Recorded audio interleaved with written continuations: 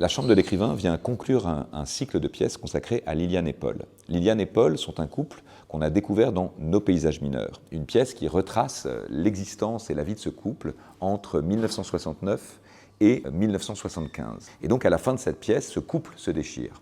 On retrouve Liliane et Paul 16 ans après, dans la seconde pièce, qui s'appelle « En finir avec leur histoire ». Et c'est l'occasion, cette pièce, d'une ultime rencontre, d'une ultime confrontation entre ces deux personnages qui vont mettre à l'épreuve à la fois la force de leur amour, mais aussi la puissance de leur engagement. On découvre aussi, à la fin de cette seconde pièce, qu'ils ont eu, par accident, un fils, Martin. Martin est le personnage principal de la troisième pièce et donc dernier volet de ma trilogie.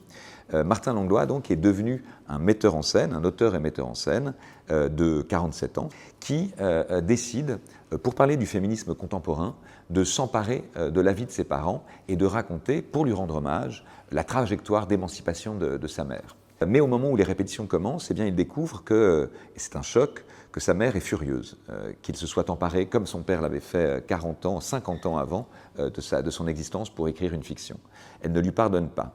Et par ailleurs, Paul, son père, est lui atteint d'une maladie neurodégénérative qui lui fait perdre peu à peu la mémoire et la raison.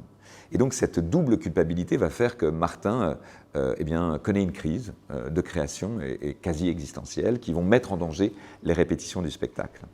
Par ailleurs, pendant ces répétitions, il fait la rencontre aussi d'une jeune régisseuse militante qui va questionner, interroger chez lui la force de l'engagement politique. Donc la pièce entremêlera comme ça les temporalités et la fiction et la réalité, et on retrouvera deux acteurs qui jouaient dans les deux premiers volets, Vladislav Galar et Adeline Guillot, qui joueront donc Liliane et Paul dans les années 70. Ils seront rejoints par Stéphane Excoffier et Marcel Bozonnet, qui joueront respectivement Liliane aujourd'hui et Paul aujourd'hui, mais aussi donc Martin Langlois, qui sera interprété par Charles-Henri Wolff, et enfin Selma Noreteras qui incarnera la régisseuse dont je parlais tout à l'heure. C'est toujours Vincent Segal qui composera la musique de ce spectacle, mais il sera accompagné cette fois-ci d'un deuxième musicien, Paolo Rezze, qui viendra comme ça augmenter la musique avec toute une composition électronique pensée par lui donc et Vincent Segal. Exceptionnellement, la première de ce spectacle n'aura pas lieu à la Comédie de Valence, mais au Célestin Théâtre de Lyon, qui nous ont fait l'honneur de vouloir inaugurer leur saison théâtrale avec la reprise du premier volet de cette trilogie et la création donc de la Chambre de l'écrivain.